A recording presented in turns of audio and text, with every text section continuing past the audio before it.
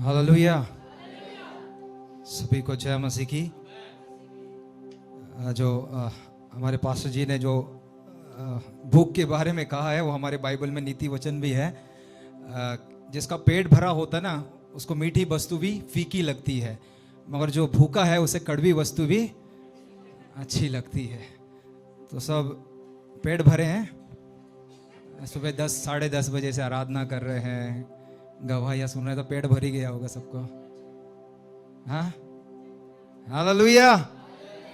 तो प्रार्थना के साथ हम बैठ नहीं पाए, परमेश्वर का आत्मा हम हर एक से इस सुबह के समय, हमें दोपहर हो गई, इस दोपहर के समय हम सबसे बातचीत करने पाए। आइए हम एक समर्पण के लिए हम 2 मिनट अपनी आंखों को एक बार फिर हम बंद करेंगे। हम जैसे भी आए हैं वो परमेश्वर को मायने नहीं रखता। क्या आज अपना हृदय दिल यीशु को आप देना चाहते हैं?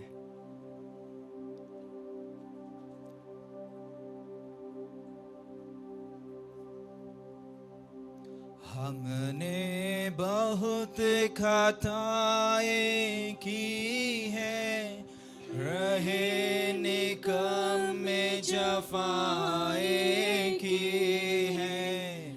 हमने बहुत खताएं की हैं, रहे निकम में जफाएं की हैं। शर्म से सिर झुक जाते हैं, शर्म से सिर झुक जाते हैं। हे स्वर्ग पिता हम आते हैं, आशीष तुमसे चाहते हैं। हे स्वर्ग पिता हम आते हैं, आशीष तुमसे चाहते हैं। हे स्वर्ग पिता हम आते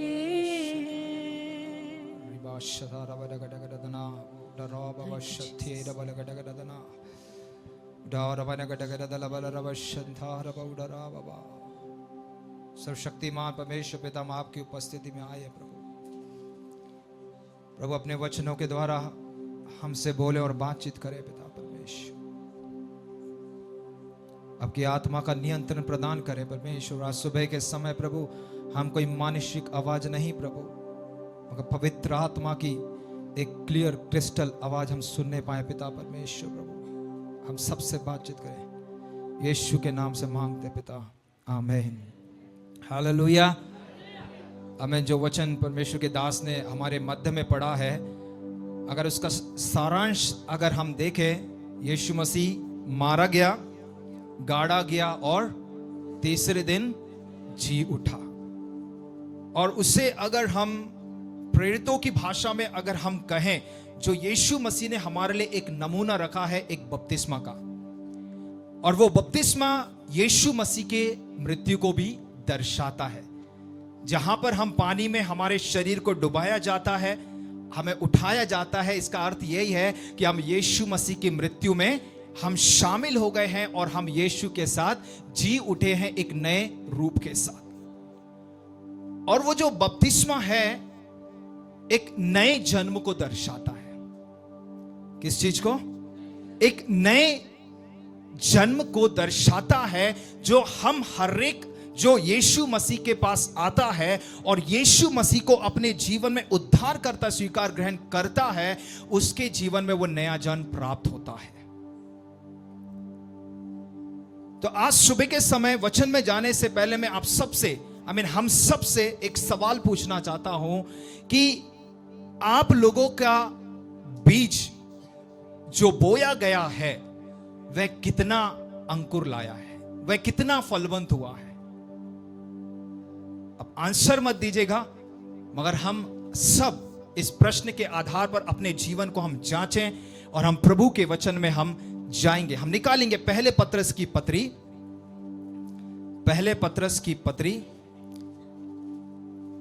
पहला अध्याय उसका 22 से लेकर दूसरे अध्याय के 3 वचन तक हम पढ़ेंगे। 5वें वचन तक पढ़ दीजिएगा। अतः जबकि तुमने भाईचारे के निष्कपट प्रीति के निमित्त सत्य के मानने से अपने मनों को पवित्र किया है, तो तन मन लगाकर एक दूसरे से अधिक प्रेम रखो, क्योंकि तुमने नाशवान नहीं पर अविनाशी बीज से परमेश्वर के जीविते और सदा ठहरने वाले वचन के द्वारा नया जन्म पाया है। क्योंकि हर एक प्राणी घास के समान है और उसकी सारी शोभा घास के फूल के समान है। घास सूख जाती है और फूल झड़ जाता है, परंतु प्रभु का वचन युगानुयुग स्थिर रहता है। और यही सुसमाचार का वचन है जो तुम्हें सुनाया गया है। इसलिए सब प्रकार का बैर भाव और छल और कपट और डाह और निंदा को दूर करके नए जन्मे हुए बच्चों के समान निर्मल आत्मिक दूध की लालसा करो, ताकि उसके द्वारा उद्धार पाने के लिए बढ़ते जाओ, क्योंकि तुमने प्रभु की कृपा का स्वाद चख लिया है। उसके पास आकर, जिसे मनुष्य ने तो निकम्मा ठहराया, परंतु परमेश्वर के निकट चुना हुआ और बहुमूल्य जीविता पत्थर है, तुम भी आप जीविते पत्थरों के समान आत्मिक घर बनते जाओ, जिससे याजकों का पवित्र समाज बनकर ऐसे आत्मिक बलिदान चढ़ाओ जो यीशु मसीह के द्वारा परमेश्वर को ग्रहण योग्य हो। तो देखिएगा, उसका जो दूसरे अध्याय का 5वां वचन जिस प्रकार कहा गया, पढ़ा गया है कि तुम भी आप जीविते पत्थरों के समान आत्मिक घर बनते जाओ, जिससे याजकों का पवित्र समाज बनकर ऐसे आत्मिक बलिदान चढ़ाओ जो यीशु मसीह के द्वारा परमेश्वर को ग्रहण योग्य है। हमने पहले अध्याय के 22वें वचन से जो दूसरे अध्याय के इस 5वें वचन तक जो हमने पूरा एक अंश वहां पर पढ़ा है, उसके शुरुआती भागों को जब हम पढ़ते हैं, वह इस चीज को दर्शाता है कि जब हम मसीह यीशु में आए हैं और जब हमने एक नए जन्म को प्राप्त किया है, अब वह हमारा एक अंत नहीं है कि हम सिर्फ उद्धार पा लिए और हमने फुल स्टॉप लगा दी। हमारा जो मकसद है, हमारा परिणाम है, वह क्या निकलना चाहिए, जो 5वें वचन में है कि जिससे याजकों का पवित्र समाज बनकर ऐसे आत्मिक बलिदान चढ़ाओ जो मसीह यीशु के द्वारा परमेश्वर को ग्रहण योग्य है। यह है हमारा एक परिणाम जो एक आत्मिक व्यक्ति के जीवन से अंत में निकलना है। एक कहानी आपके सामने बाइबल के आधार पर रखना चाहता हूं कि एक किसान बीज बोने के लिए निकला। वह बीजों को लेकर निकला है और बीज जब वो बोने के लिए निकला है तो रास्ते में कुछ बीज है वह रास्ते में गिर जाते हैं। आगे चलते जा रहा है, कुछ बीज झाड़ी में गिर गए। फिर आगे चलते जा रहा है, कुछ बीज पथरीली भूमि पर गिरे। आगे आगे बढ़ता गया, जहां उसे पहुंचना था, कुछ बीज अच्छी भूमि पर गिरते हैं। मगर इन तमाम उस अच्छी भूमि के ऊपर बीज गिरने से पहले, उसके पहले की अवस्थाओं को देखिए कि जब वह बीज बोने के लिए निकला तो कहां कहां गिर गए। रास्ते में गिरा, झाड़ियों में गिरा और पथरीली भूमि पर गिरा। अब जो रास्ते में गिरे थे तो क्या वे फलवंत होंगे? रास्ते में सब आते जाते हैं, गाड़ियां आती जाती हैं, सब चलते फिरते हैं, कुत्ते जानवर आते जाते हैं। जो जैसे आज के समय में आप हर जगह देख लो, हर जगह आपको गाय मिलेंगी घूमती फिरती, ट्रैफिक हो चाहे कुछ भी हो, उस प्रकार से गाय घूमती रहती हैं। तो वह फलवंत नहीं होगा। झाड़ियों में चलते हैं, शायद थोड़ा सा मिट्टी पाकर वो बढ़े, मगर क्योंकि झाड़ियां बड़ी बड़ी हैं तो वह बीज क्या होगा, वह प्लांट क्या होगा, दब जाएगा। पथरीली भूमि पर चलते हैं, शायद कहीं ना कहीं से मिट्टी पाकर, क्योंकि आजकल हम देखते हैं ना कि पत्थरों पर भी पीपल के पेड़ उगाते हैं कई बार, है ना, थोड़ी सी मिट्टी रहती होगी, है ना। साइंटिफिकली मैं वैज्ञानिक तौर पे नहीं जाना चाहता हूं समझाने के लिए, मगर कहीं ना कहीं से वे बढ़ जाते हैं। मगर के भाई बड़े बरगद के पेड़ के समान हो जाता है, सूख जाते हैं, जल जाता है। हमारे जीवन में जो हमने यहां पर खास तौर से पहले अध्याय का जो 23 वचन हमने पढ़ा है, क्या कहता है? क्योंकि तुमने नाशवान नहीं पर अविनाशी बीज से परमेश्वर के जीवते और सदा ठहरने वाले वचन के द्वारा नया जन्म पाया है। हमने कैसे जन्म पाया है? उस बीज के द्वारा। कौन सा वो बीज है? वह कोई नाशवान नहीं है, वो कोई ऐसा बीज नहीं है कि रास्ते में बोया गया है, वह ऐसा बीज नहीं है जो झाड़ियों में बोया गया है, वह ऐसा बीज नहीं है जो पथरीली भूमि पर बोया गया है, मगर वो ऐसा बीज है जो अच्छी भूमि पर गिरकर वह फल लेके आया है। और वो क्या दर्शाता है? सदा ठहरने वाले वचन के द्वारा नया जन्म दिखाता है।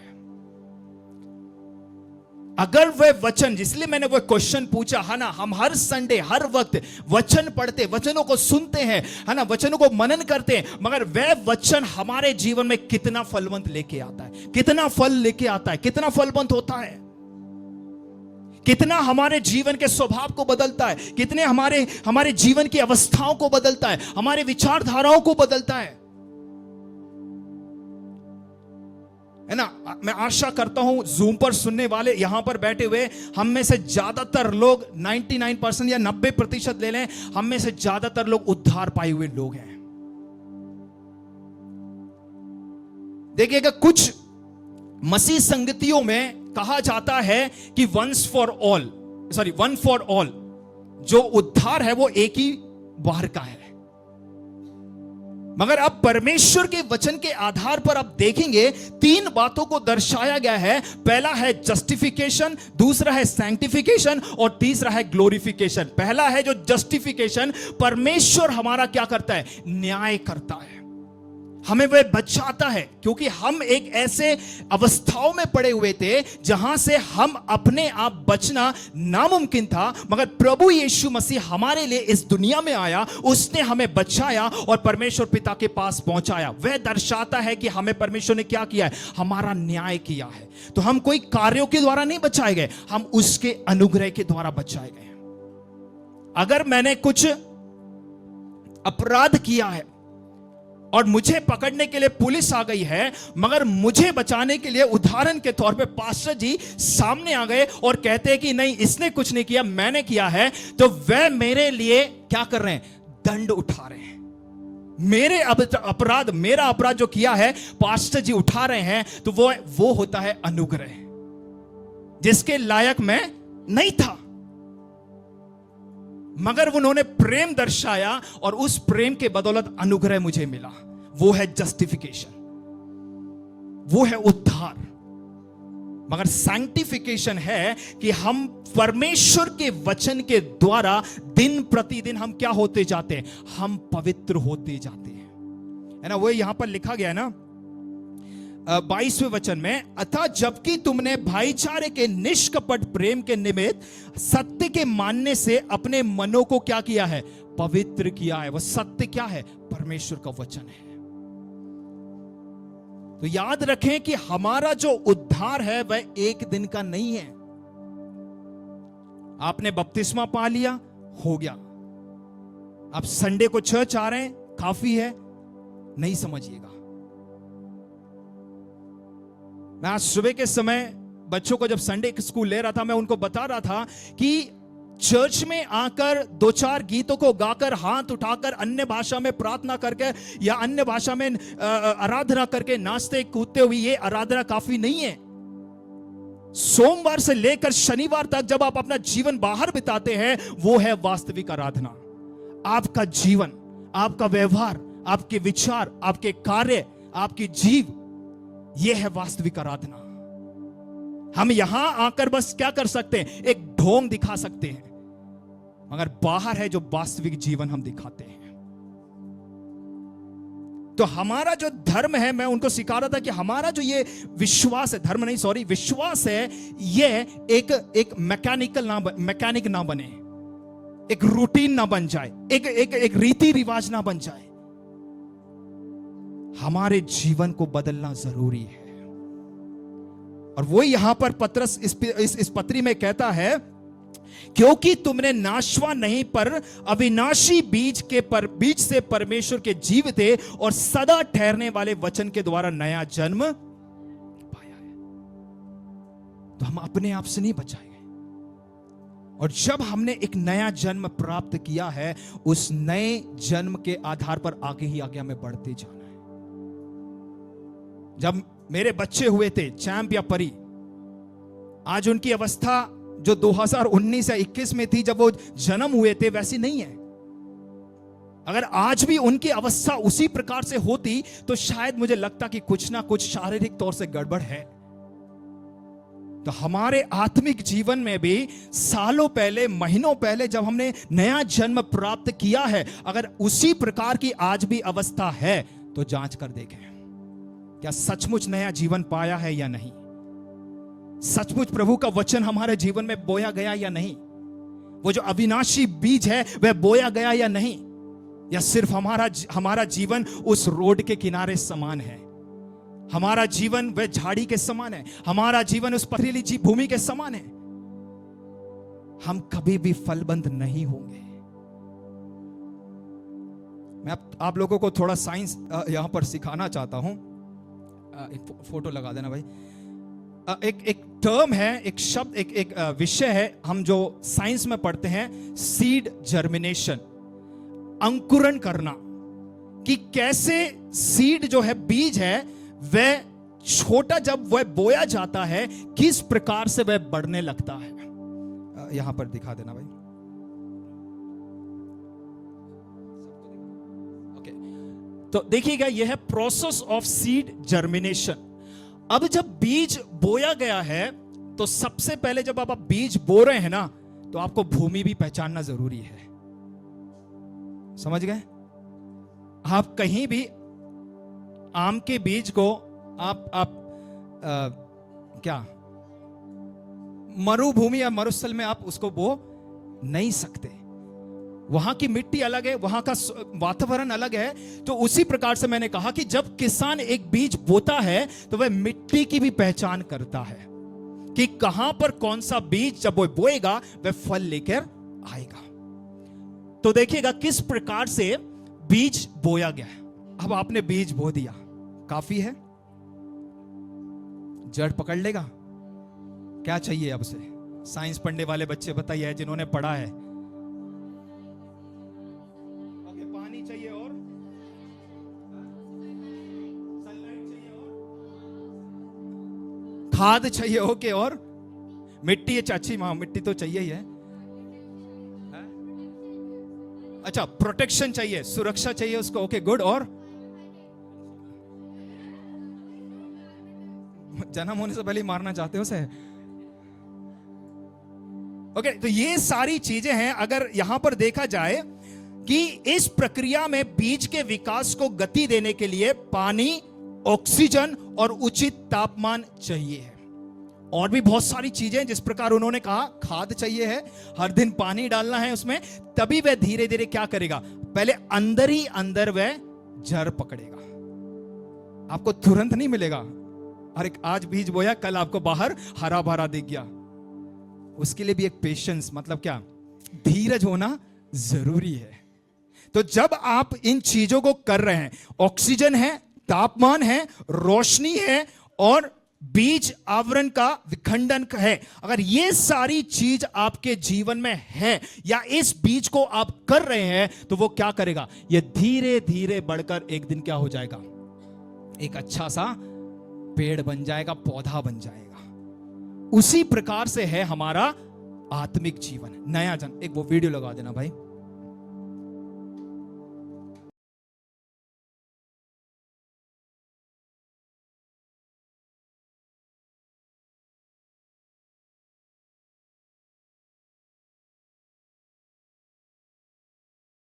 हालेलुया। इस फोटो को दिखाना और इस वीडियो को दिखाने के पीछे मेरा मकसद यही था कि आप समझें कि जब आप बीज बोया जाता है तो वह किस प्रकार से बढ़ता है, और एक नया जन्म पाया हुआ व्यक्ति किस प्रकार से अंदर ही अंदर उसका जीवन बदलता है। तो जिस प्रकार से हमने यहां पर देखा है कि बीज जो अक्सर परमेश्वर के वचन का प्रतिनिधित्व करता है, क्या किया जाता है? उससे बोया जाता है। कहां पर? हमारे जीवनों में। तो जो वचन आप सुनते हैं, पढ़ते हैं, मनन करते हैं, वह वचन हमारे जीवन को क्या करना है? बदलना चाहिए।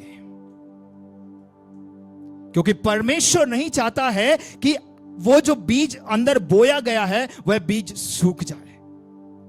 और जिस प्रकार से मैंने कहा है कि जब उस बीज को जब बढ़ना है, अंकुरन होना है, तो जरूरी है कि उसे जो कुछ चाहिए है वह हम प्रदान करें। चाहे ऑक्सीजन हो, सनलाइट हो, चाहे खाद देना हो, सब कुछ, और या पानी देना हो, हमें उसे करना होगा, मेहनत करनी होगी। हमारा आत्मिक जीवन भी वैसा ही है। जो अविनाशी बीज हमारे जीवन में बोया गया है, उस अविनाशी जीवन को प्राप्त करने के लिए उस बीज को प्रतिदिन हमें दिन प्रतिदिन बढ़ाना होगा। और वह कैसे हो सकता है ना? उसके लिए भी परमेश्वर ने हमें चीजों को प्रदान किया है ना? अगर साधारण तौर पे कहा जाए, परमेश्वर का वचन, प्रार्थना और पवित्र आत्मा। क्या क्या है? परमेश्वर का वचन, प्रार्थना और पवित्र आत्मा। ये तीनों चीजें अगर हम अपने जीवन में इस चीज को पोषण करने के लिए या इस बीज को पोषित करते हैं, तो वह एक दिन अंकुरित हो जाएगा, वह बढ़ जाएगा। और जिस प्रकार से प्रभु यीशु मसीह हमारे जीवन से फल चाहता है, हम एक दिन फलवंत हो जाएंगे। Hallelujah, hallelujah. इसलिए यीशु मसीह ने हमें ठहराया है कि हम फलवंत हो जाएं। उत्पत्ति पहले अध्याय में ही, भले ही वो वचन एक अलग संदर्भ में लिखा गया है, मगर उस वचन को हम अगर आत्मिक तौर पर अगर देखें, हम कह सकते हैं जहां पर परमेश्वर आदम और हव्वा को कहता है कि तुम फूलो, फलो और पृथ्वी पर भर जाओ, है ना? मैंने जैसे कहा कि वो संदर्भ अलग है, मगर आत्मिक तौर पर आप देखें, हमें क्या होना है? फूलना है, फलना है और पृथ्वी पर भर जाना है। और वो तभी होगा जब हम अपने जीवन को परमेश्वर के वचन के द्वारा, प्रार्थनाओं के द्वारा, पवित्र आत्मा की सामर्थ के द्वारा हम उसे पोषित करते हैं। इसलिए संडे आना काफी नहीं है। हफ्ते में एक दिन आकर चेहरा दिखा दिया वो काफी नहीं है, या एक दिन 2 मिनट बाइबल पढ़ ली या 2 मिनट प्रार्थना कर ली, वे काफी नहीं है। हमें मजबूत होना पड़ेगा। एक बीज को थोड़ी सी सनलाइट मिल गई वो काफी नहीं है, थोड़ी सी ऑक्सीजन मिल गई काफी नहीं है, एक दिन आपने खाद डाल दिया काफी नहीं है, एक दिन पानी डाल दिया काफी नहीं है, वो आने वाले दिनों में सूख जाएगा। हमें दिन प्रतिदिन हमें आत्मिकता में बढ़ना है, मैच्योरिटी में बढ़ना है, हमें उस परिपक्वता में बढ़ना है, क्योंकि प्रभु यीशु मसीह की हमारे जीवन में यही इच्छा है कि हम फलवंत हों और पृथ्वी पर भर जाएं। हमारा आत्मिक जीवन जो कल था वह आज ना हो, मगर हम दिन प्रतिदिन प्रभु यीशु में बढ़ते जाएं, आत्मिकता में बढ़ते जाएं। एक बार फिर से कहना चाहता हूं कि उद्धार एक दिन का नहीं है। मुझे YouTube में सुनने वाले, Zoom पर सुनने वाले आप लोगों से भी कहना चाहता हूं कि जो उद्धार हमने पाया है वह एक समय का, एक दिन का नहीं है। हमें प्रतिदिन पवित्र आत्मा के द्वारा हमें अपने आप को पवित्र करते हुए, परमेश्वर के वचन के द्वारा अपने आप को भरना होगा, पर प्रार्थनाओं के द्वारा अपने जीवन को बढ़ाना होगा और एक अच्छे योद्धा के समान खड़ा होना होगा। और तीसरा है ग्लोरिफिकेशन। पहला क्या बताया था मैंने? जस्टिफिकेशन। दूसरा सैंक्टिफिकेशन, जो पवित्रताई को दर्शाता है। और तीसरा है ग्लोरिफिकेशन, मतलब महिमामय जीवन। वह कहां प्राप्त होगा? इस पृथ्वी पर नहीं होगा, स्वर्ग में होगा। हालेलुया। तो मैंने 25 नवंबर 2021 को मैंने बपतिस्मा ले लिया, बस वही काफी नहीं है मेरे जीवन को। या सितंबर के महीने में 2022 को मैंने बस वरदान को प्राप्त कर लिया, वो काफी नहीं है। दिन प्रतिदिन हमें उस नए जन्म के आधार पर बढ़ना होगा। आगे क्या कहता है इसका? उसका 23वां वचन एक बार फिर से पढ़ लेना। क्योंकि तुमने नाशवान नहीं पर अविनाशी बीज से परमेश्वर के जीवते और सदा ठहरने वाले वचन के द्वारा नया जन्म पाया है। ओके, तो इस नए जन्म को जिसने हमने प्राप्त किया है, उसका 23 का आखिरी भाग क्या कहता है? परमेश्वर के जीवते और सदा ठहरने वाले वचन के द्वारा नया जन्म पाया है। ओके, इंग्लिश में इस प्रकार लिखा गया है, for you have been born again not of perishable seed but of imperishable through the living and enduring word of God. जो परमेश्वर का सदा बना रहने वाला वचन है, जो जीवित वचन है, वह हमारे जीवन में जब बोया जाता है, एक मरी अवस्था को भी वह क्या कर देता है? जीवित कर देता है। क्यों? क्योंकि प्रभु का वचन जीवित है। हालेलुया। जिस प्रकार हम सुन रहे थे कि एक मरी हुई अवस्था में जब यीशु मसीह मारा गया, लोगों के मन में भय छा गया है, लोग डरे हुए हैं, लोग सहमे हुए हैं, मगर अब यीशु मसीह जी उठा, जो मरा हुआ था मगर आज जी उठा है, आज की अवस्था बदल जाती है। तो वो प्रभु का वचन हमारे जीवन में जो अविनाशी बीज की तरह बोया गया है, वह हमें नए जीवन की ओर हमें ले जाना चाहिए। आगे हम पढ़ते हैं उसका दूसरे अध्याय का पहला वचन पढ़ना, पहला और दूसरा। इसलिए सब प्रकार का वैर भाव और छल और कपट और डाह और निंदा को दूर करके नए जन्मे हुए बच्चों के समान निर्मल आत्मिक दूध की लालसा करो, ताकि उसके द्वारा उद्धार पाने के लिए बढ़ते जाओ। देखिएगा, जो नए जन्म के विषय में मैं ऊपर बात कर रहा था, अगर उस नए जन्म में अगर हमें बढ़ते जाना है, तो यहां पर क्या कहता है पौलुस? इसलिए सब प्रकार का बैरभाव, छल, कपट, ढा, बदनामी को क्या करना है? क्या करना है? बोलेगा कि मैं अपने जीवन से दूर करूंगा। अपने जीवन से दूर करो। किसे छल,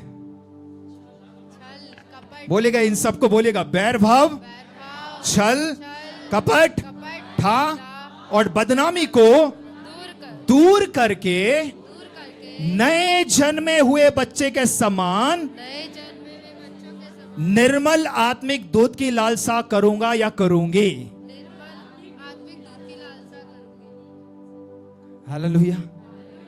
तो इस चीज को अगर हम अपने जीवन में करते हैं, है ना, हमारे जीवनों में भी, हमारे बीच में भी क्या है, ये चीजें होती हैं। एक दूसरे से बैर भाव करना, छल कपट करना, ठा करना, एक दूसरे की बदनामी करना, एक दूसरे के बारे में कानाफूसी करना, यह हमारे जीवन में एक सबसे बड़ी रुकावट है आत्मिक जीवन में बढ़ने के लिए। जिनके कान हो वह सुन ले कि आत्मा कलीसिया से क्या करे। ये चीजें कलीसिया की बढ़ोतरी की भी रुकावट बन सकती है, परिवार की बढ़ोतरी के लिए रुकावट बन सकती है, आपके व्यक्तिगत आत्मिक जीवन के बढ़ने का रुकावट बन सकती है, और सबसे ज्यादा उस नए जन्म जो हमने प्राप्त किया है उसके लिए भी एक सबसे बड़ा रुकावट बन सकता है। आज जब बच्चों को मैं सिखा रहा था, उन्हें एक अच्छे सामरी पुरुष के विषय में सिखा रहा था। उस सामरी व्यक्ति के बारे में पढ़ा जाए, और जिस व्यक्ति को मार कूट कर रास्ते में फेंक दिया गया है, यह सामरी व्यक्ति जाकर उसकी देखभाल करता है, उसकी मलहम पट्टी करता है, और वही नहीं छोड़ देता है, हॉस्पिटल लेके जाता है, भर्ती करवाता है, और जो कुछ भी उसका है सब कुछ देकर वापस आता है। अर्थात क्या है? वह है प्रेम। अपने दुश्मनों से भी प्रेम करना, अपने बैरियों से भी प्रेम करना, अपने बैरियों को क्षमा करना। कई बार हम उन चीजों को लेकर अपने मन में बैठ जाते हैं। क्षमा ना करना, समझ रहे हैं? सब यहां हैं? Hallelujah, hallelujah. किसी के मुंह से हालेलुया नहीं निकल रहा था, इसलिए निकलवाया मैंने। क्योंकि जब आशीष के वचन सुनते हैं ना, तो ऑटोमेटिकली, मगर जब कुछ ताड़ना मिलती है ना, तब हालेलुया नहीं निकलती। सच है। मगर बस सोइएगा मत, और फ्री टिकट यहां वहां ट्रैवल मत करिएगा, यहीं पे रहिएगा, ठीक है? तो यहां पर क्या कह रहा है? इसीलिए सब प्रकार का बैर भाव, छल, कपट, ढा और बदनामी को दूर करके क्या करना, हमें नए जन्मे हुए बच्चे के समान निर्मल आत्मिक दूध की लालसा करना है। अब ये आत्मिक निर्मल दूध क्या है? प्रभु का वचन। क्या है? प्रभु का वचन है। और प्रभु का वचन जैसे ऊपर भी हमने पढ़ा है, वह हमारे जीवन में अंदरूनी तौर पर क्या करता है? वह कार्य करता है। जैसे हमने वीडियो में देखा कि एक नया जन्म क्या होता है। एक ऐसा हृदय हमने वहां पर देखा है जो सूखी हुई अवस्था में था, मगर जब वचन उनके जीवन में बोया गया, जब परमेश्वर ने उन्हें एक नया हृदय मन दिया, जब एक नई अवस्था को उनके मन में डाला, वह हृदय क्या हो गया? हरा भरा हो गया। उसके चारों तरफ हरा भरा हो गया। सारा जो अंधकार था, सारा जो सूखापन था, सब कुछ हट गया। हालेलुया, है ना। जैसे हमारा जब हम है ना जंक फूड वगैरह खाते हैं तो वह हमारे हृदय को क्या करता है? खराब करता है। उसी प्रकार से जो परमेश्वर के द्वारा हृदय हमें दिया गया है, हम भी जब अनचाही चीजों को हृदय में डालते हैं, अपने शरीर में डालते हैं, वह भी क्या करता है? से खराब करता है। परमेश्वर हमारे जीवन में वह नहीं चाहता है।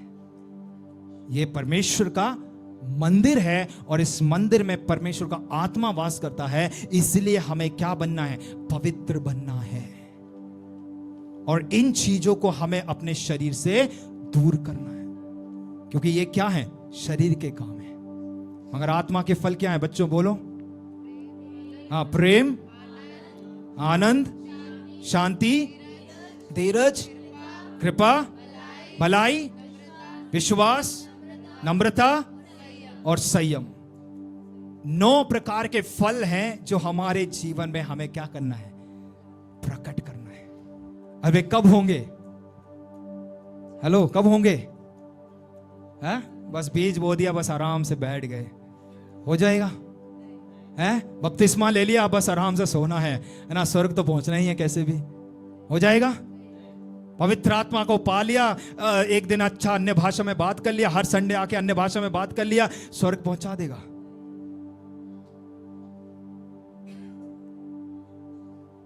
हम अपने बाहर के जीवन को देखें थोड़ा। जो जीवन हम इस 4 दीवारी में आकर रविवार को दिखाते ना, हम बाहर भी दिखाएं। जब हम अपने भाई बहनों के साथ बैठते हैं, भाई बहनों के साथ फोन पे बात करते हैं, जब उनके घरों में हम जब जाते हैं, हम क्या बात करते हैं? मैं पूछना चाहता हूं, आंसर मत दीजिएगा, है ना। जब फोन पे बात करते हैं, आमने सामने बैठकर बात करते हैं, जब आप मिलने जाते हैं, आप किन चीजों को ज्यादा महत्व देते बात करने के लिए? एक दूसरे के कानाफूसी करने के लिए या परमेश्वर के वचनों से एक दूसरे से बात करने के लिए? हमें से कोई सिद्ध नहीं है, मैं भी सिद्ध नहीं हूं, मगर हम सिद्धता की ओर तो बढ़ रहे हैं ना, कोशिश हम कर रहे हैं। वही है नया जीवन, वही है हमारा उद्धार, वही है हमारा क्या सैंक्टिफिकेशन, जो हम दिन प्रतिदिन पा रहे हैं, जो हमें एक दिन उस महिमामय स्थान पर हमें पहुंचाएगा, उस ग्लोरिफिकेशन में हमें पहुंचाएगा। इस पृथ्वी का जीवन आज जो हम जी रहे हैं ना, वो हमारे कल का जो स्वर्ग में हमारा जीवन होगा उस पर निर्भर है। हम सब अपने आप को विश्वासी कहते होंगे सालों से, सब कुछ है, सही है, और क्या मसीह का स्वभाव है? क्या उस नए जन्मे व्यक्ति के दूध पी, क्या कहता है यहां पे, नए जन्मे हुए बच्चे के समान क्या हम उस निर्मल आत्मिक दूध की लालसा कर रहे हैं?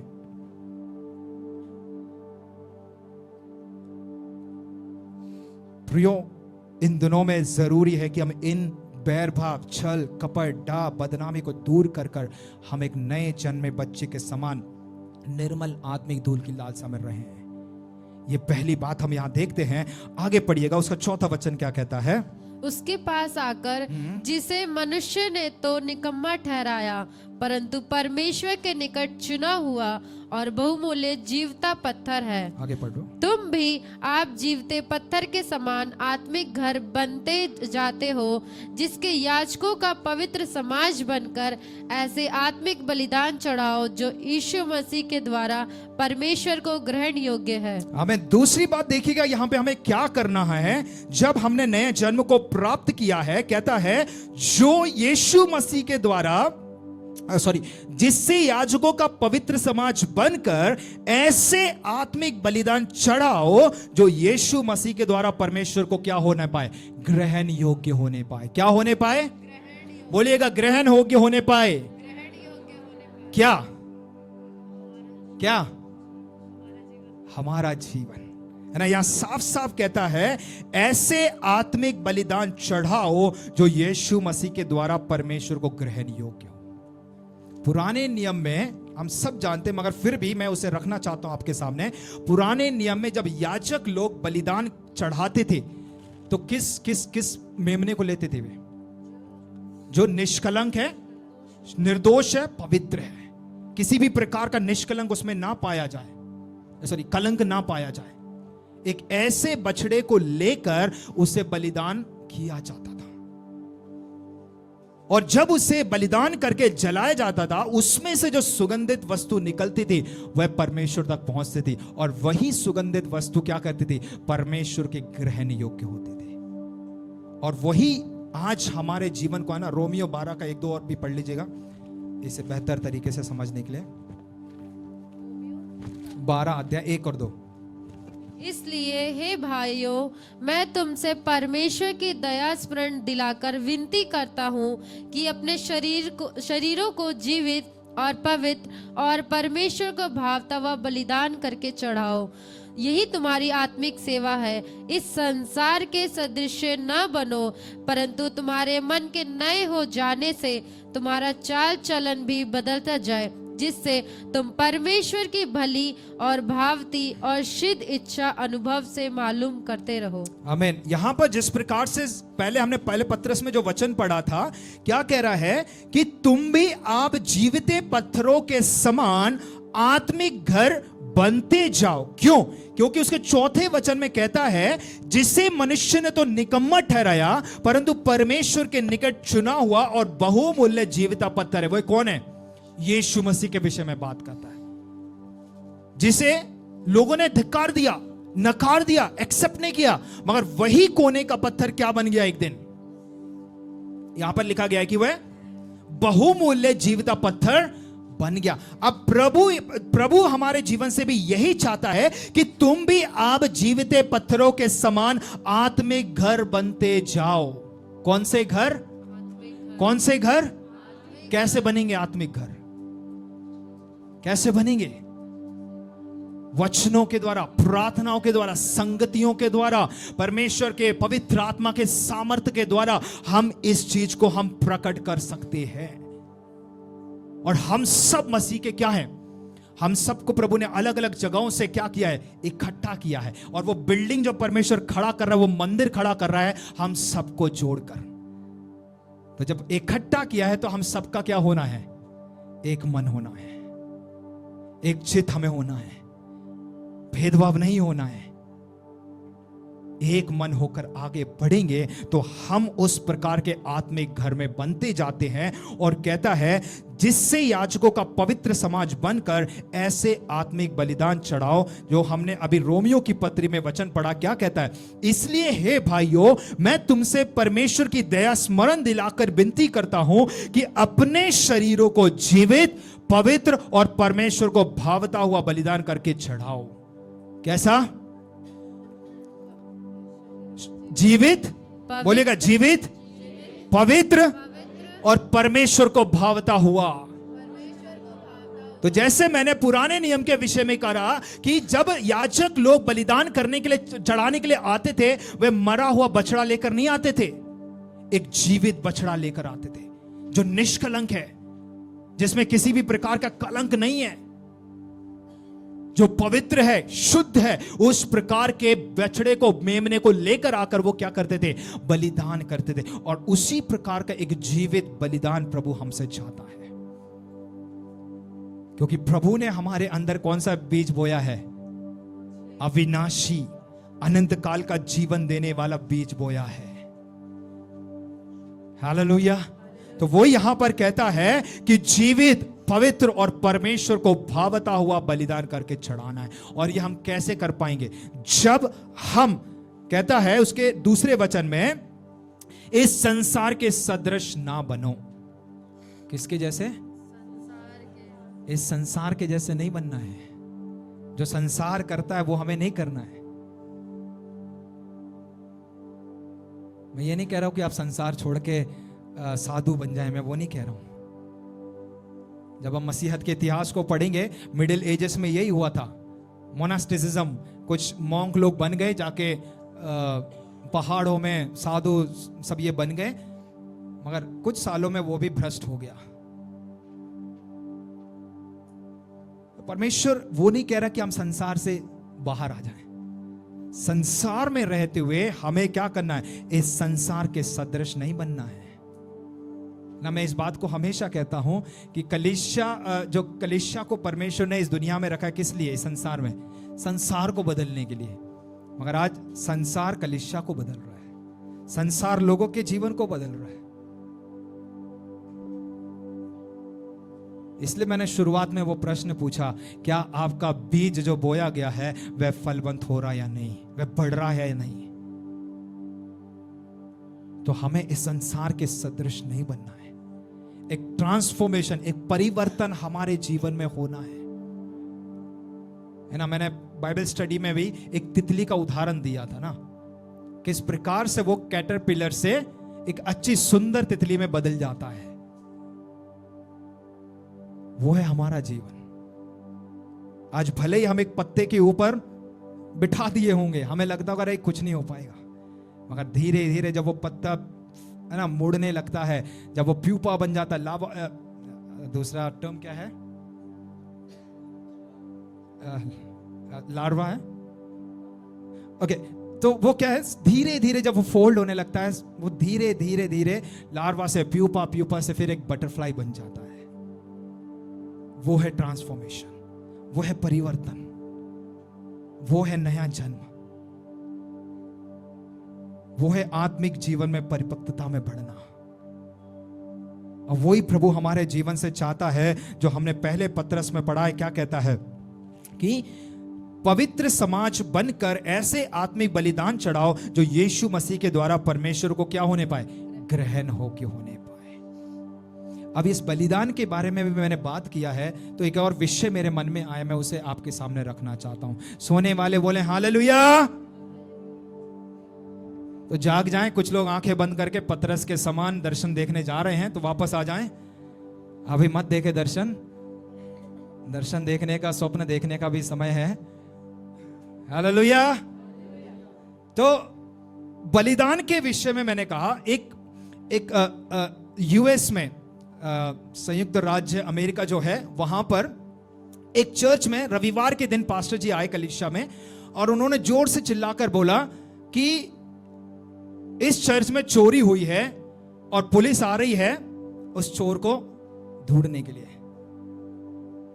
इस चर्च में चोरी हुई है और पुलिस को बता दिया गया है, और पुलिस आ रही है उस चोर को ढूंढने के लिए। मगर जब तक पुलिस आ रही है, मैं आप लोगों के सामने एक उदाहरण रखना चाहता। वो पास्टर बोल रहे थे इस प्रकार से, तो उन्होंने कुछ चीजें अपने सामने रखी।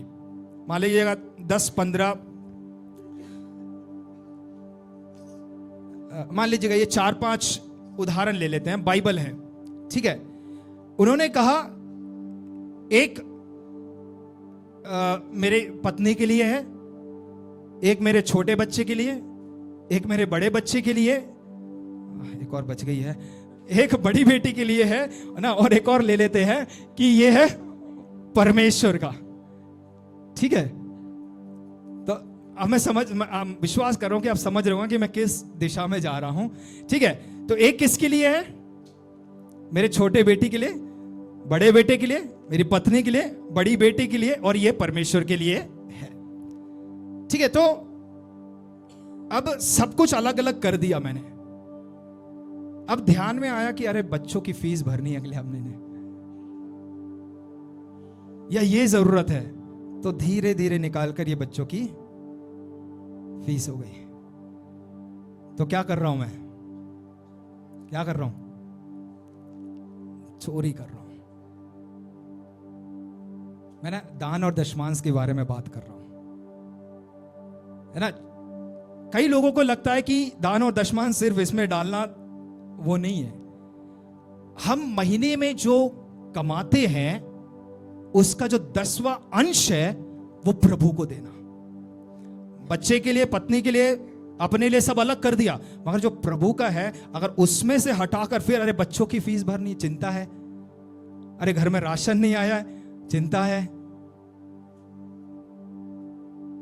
परमेश्वर का वचन पूरी बाइबल में एक जगह कहता है मुझे परख कर तो देखो। क्या कहता है? मुझे परख कर तो देखो। क्या हम परखते हैं? हमारा विश्वास ही डगमगा जाता है। अरे कहां से आएगी बच्चों की फीस?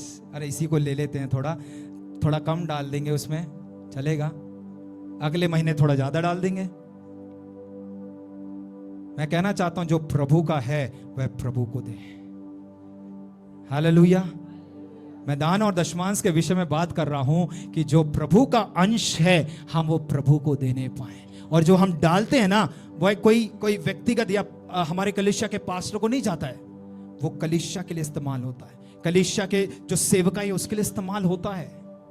अभी हम जब अगले नए स्थल में हम चले जाएंगे, धीरे धीरे चीजें बढ़ जाएंगी, तो हमें ही तो करना है, वो है बलिदान।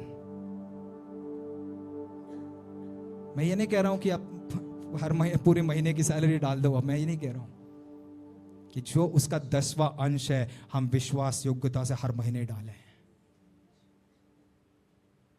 हालेलुया। करेंगे? जो प्रभु का है हम प्रभु को दें। एक वचन पढ़ लेते हैं, मैं पढ़ना तो नहीं चाहता था, मलाकी उसका आखिरी अध्याय, उसका 10वां वचन पढ़ लीजिएगा। उसके 8वें वचन से पढ़ लो। क्या मनुष्य परमेश्वर को धोखा दे सकता है? क्या मनुष्य परमेश्वर को धोखा दे सकता है? पर देखो, हाँ, तुम मुझको धोखा देते हो, हाँ, और तो भी पूछते हो हमने किस बात में तुझे लूटा है। देखिए इंग्लिश में लिखा गया रॉब, मतलब चोरी करना। वो जो डकैत। अगले बार जो अगला शब्द इस्तेमाल किया गया लूटना, वो ही होता है। आगे पढ़िएगा। 10वां अंश और उठाने की भेंट में हाँ, तुम पर भारी श्राप पड़ा है, क्योंकि तुम मुझे लूटते हो, वरन सारी जाति ऐसा करती है। सारे 10वां अंश भंडार में ले आओ, हाँ, कि मेरे भवन में भोजन रहे। हाँ, और सेनाओं का यहोवा यूं कहता है कि ऐसा करके मुझे परखो कि मैं आकाश के झरोखे तुम्हारे लिए खोलकर तुम्हारे ऊपर अपरंपार आशीष की वर्षा करता हूं कि नहीं। हालेलुया। हालेलुया। क्या कह रहा है? तुम मुझे क्या करो? परखो। एक बार परखो तो। इसलिए मैंने कहा कि पूरी बाइबल में एक जगह परमेश्वर कहता है कि तुम मुझे परखो। वे कहां पर? देने के विषय। आप परख कर तो देखो प्रभु को, वो क्या कर देगा। वहां लिखा है कि आकाश के झरोकों को खोलकर वो क्या करेगा? तुम्हारे भंडारों को भर देगा। Hallelujah, hallelujah. उसके भवन में किसी भी प्रकार की कमी घटी ना होने पाए। हालेलुया। तो जो प्रभु का है वो परमेश्वर को हम देने पाए, है ना। और एक दो बातें और बोलकर मैं तुरंत बैठना चाहता हूं। हम आएंगे पहले पत्रस में वापस आ जाएंगे, उसका 11वां और 12वां वचन पढ़ना, दूसरे अध्याय का। हे प्रियो, मैं तुमसे विनती करता हूं कि तुम अपने आप को परदेसी और यात्री जानकर उन सांसारिक अभिलाषाओं से जो आत्मा से युद्ध करती हैं बचे रहो। अन्य जातियों में तुम्हारा चाल चलन भला हो, ताकि जिन जिन बातों में वे तुम्हें कुकर्मी जानकर बदनाम करते हैं, वे तुम्हारे भले कामों को देखकर उन्हीं के कारण कृपा दृष्टि के दिन परमेश्वर की महिमा करें। आमीन। तीसरी बात हम यहां देखते हैं कि कहता है कि हे प्रियो, मैं तुमसे विनती करता हूं कि तुम अपने आप को परदेसी और यात्री जानकर उन सांसारिक अभिलाषाओं से जो आत्मा से युद्ध करती है, क्या करो, बचे रहो। तो इस पृथ्वी पर जब हम हैं, जो हमें आत्मिकता से दूर करती है, मसीह यीशु के संबंध से दूर करती है, मसीह यीशु के प्रेम से दूर करती है, मसीह के संगति से हमें दूर करती है, उन चीजों से हमें क्या करना है, हमें बचे रहना। क्यों? क्योंकि हम यहां पर एक परदेसी है और एक यात्री है बस। तो हमें बस उस चीज को समझकर इन संसारिक अभिलाषाओं से जो आत्मा से युद्ध करती है, उन चीजों को हमें मारना होगा। क्योंकि गलातियों की पत्री में भी लिखा गया है कि आत्मा शरीर के विरुद्ध में और शरीर आत्मा के विरुद्ध में क्या करता है, मल्ल युद्ध होता है, उनके बीच में लड़ाई होती है। और हमारे जीवन में भी वही होता है।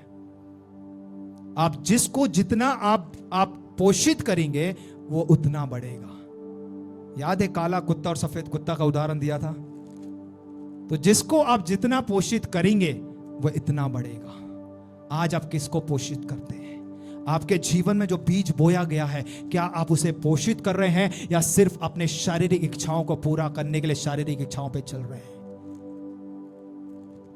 आगे कहता है कि अन्य जातियों में तुम्हारा चाल चलन भला हो, इसलिए कि जिन जिन बातों में वे तुम्हें कुकर्मी जानकर बदनाम करते हैं, वे तुम्हारे भले कामों को देखकर उन्हीं के कारण क्या करें, कृपा दृष्टि के दिन परमेश्वर की महिमा करें। है ना, हम प्रार्थना करते हैं कि कई लोग हमारे बीच में, पत्नी विश्वास में तो पति नहीं है, पति विश्वास में तो पत्नी नहीं है, बच्चे हैं तो माता पिता नहीं है, माता पिता तो है तो बच्चे नहीं है। उनके लिए प्रभु का वचन है कि अन्य जातियों में तुम्हारा चाल चलन कैसा हो, भला हो। जब आपका पति 2 सुनाए, आप 4 ना सुनाए। आशीष दे, प्रार्थना करें, जीवन बदलेगा, प्रभु कार्य करेगा। वही प्रभु का वचन कहता है कि जिन जिन बातों में वे तुम्हें क्या करते हैं, कुकर्मी जानकर बदनाम करते हैं, वे एक दिन भले कामों को देखकर क्या करेंगे, परमेश्वर की महिमा करेंगे। इसलिए प्रभु का वचन कहता है कि हर एक घुटना टेकेगा, हर एक जीव अंगीकार करेगी कि वो खुदा है, यीशु मसीह परमेश्वर है। हालेलुया। तो आज जो हमें हमारी बुराई करते हैं, हमें कुकर्मी कहते हैं, हमारे बारे में भला बुरा कहते हैं, मैं कहना चाहता हूं कि उनके जैसे ना बने, आप उनके विपरीत आप करें, उन्हें आशीष दें, उनके लिए प्रार्थना करें, उनके लिए उनके अनुसार आप आंसर ना दें, जवाब ना दें, आप एक अलगदाई एक जीवन बिताएं, अन्य जातियों के समान आप बातचीत ना करें। मैं कहना चाहता हूं प्रभु उनके जीवन में, आपके जीवन को देखकर उनका जीवन बदलेगा। हालेलुया। यह है तीसरी बात जो हमें नए जन्म में बढ़ने के लिए हमारी मदद करेगा, उस आत्मिकता में बढ़ने के लिए मदद करेगा। और जो बीज, अविनाशी बीज हमारे जीवन में बोया गया ना, उस बीज को बढ़ने में सहायता करेगा। 3 बातों को हमने इस पहले पत्रस की पत्री से देखा है कि किस प्रकार से उस नए जन्मे हुए बच्चों के समान निर्मल आत्मिक दूध की लालसा करना है, जो परमेश्वर के वचन को दर्शाता है। फिर मैंने कहा कि हमें क्या करना है, बलिदान चलाना है। कौन से बलिदान? कहता है कि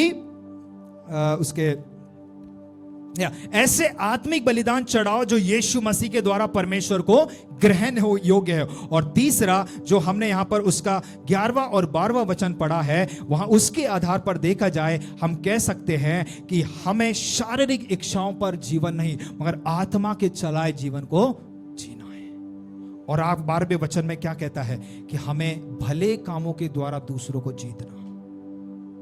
जब आप इफिसियों की पत्री 2:10 पढ़ेंगे, वहां लिखा गया है कि परमेश्वर ने हमें क्यों बनाया है, भले कामों के लिए बनाया है। तो हमारे जीवन से भलाई दिखना है, भले कार्य, भलाई, जो हमारे साथ बुराई करते हैं, जो हमारे साथ गलत व्यवहार करते हैं, जो हमें श्राप देते हैं, हम उनके लिए प्रार्थना करें, क्योंकि मसीह यीशु का अविनाशी बीज हमारे जीवन में बोया गया है। तो उस बीज को बढ़ने के लिए जो हमारे जीवन में पोषण देने वाली जो जरूरतें हैं ना, हम उन्हें पूरा करें। हम सिर्फ एक संडे के विश्वासी ना बने, साप्ताहिक एक दिन के विश्वासी ना बने, प्रतिदिन हम उस मसीह यीशु के साथ बढ़ते जाएं, उसकी संगति में बढ़ते जाएं, प्रार्थनाओं में, वचनों में, पवित्र आत्मा के सामर्थ्य में हम बढ़ते जाएं। और वही पवित्र आत्मा हमें मदद करेगी, जो ग्लोरिफिकेशन, जो महिमामय शरीर जो हम पाएंगे, उस महिमामय शरीर को पाने के लिए पवित्र आत्मा हमारी सहायता करेगा। हालेलुया। तो हम इस बोध में आ जाएं कि हम परमेश्वर के बिना कुछ भी नहीं है। आज जो कुछ भी हमने प्राप्त किया है वो मैंने अपने बलबूते नहीं, परमेश्वर के अनुग्रह से प्राप्त किया है। और ये पूछें कि आज मेरे जीवन में सबसे महत्वपूर्ण चीज क्या है, परमेश्वर या संसारिक बातें?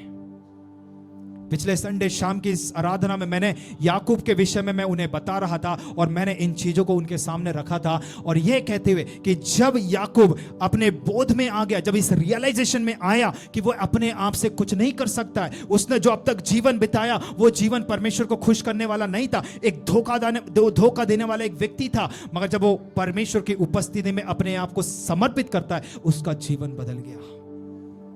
और वही परमेश्वर हमें देना चाहता है, एक नया हृदय, एक नई आत्मा। शाऊल ने जब पाप किया, पता है उसने क्या मांगा? परमेश्वर मेरी प्रजा के लोग मुझसे साम्राज्य, मेरा जो प्रजा है वो वापस दे दे, मेरी राजगद्दी वापस मिल जाए। मगर जब दाऊद ने प्रार्थना किया, क्या प्रार्थना की? तेरी आत्मा को मुझसे दूर ना कर, एक नया हृदय मुझ में उत्पन्न कर।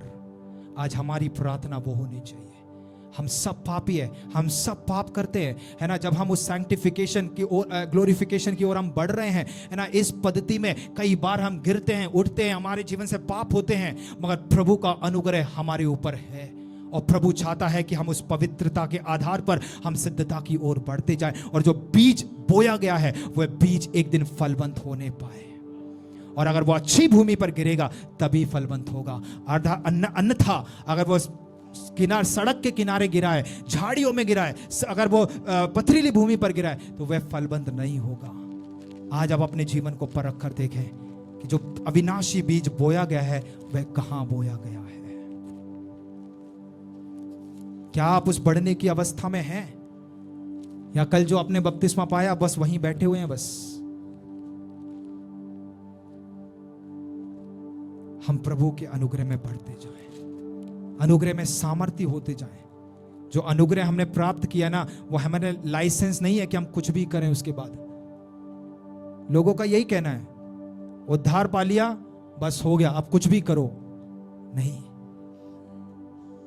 प्रभु की इच्छा के अनुसार हमें जीवन को जीना होगा।